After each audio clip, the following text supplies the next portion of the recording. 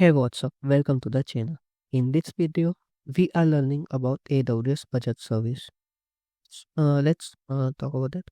It is a global service. It's here you are seeing there is a US state in AWS. All service are region based, or it will be a global.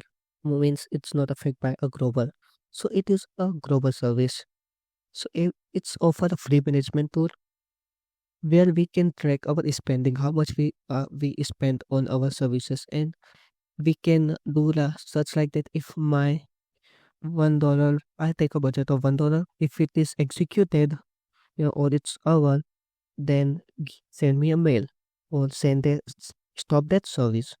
Like that we can do. So let's go to the console, and here go to your account and billing and cost management. Here you can see all the information here to your bill and cost. Then you have to go here, click budget.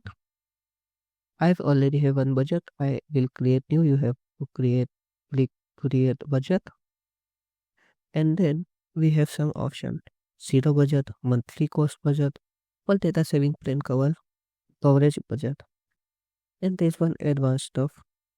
Use as a service plan budget.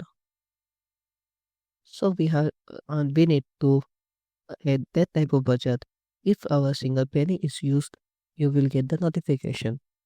For that, you have to click zero spend budget, and it say create a budget that notify you once your spend executed $0.01. And give your name. I give the my zero spend budget, give your email, and then just you need to click create budget.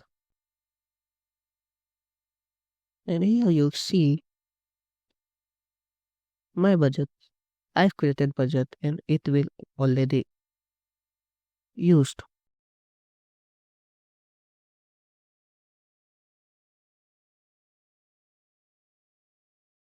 So yeah, make sure you create your budget, and I will be delete all now because I have already have one budget. So from here you can delete it all stop.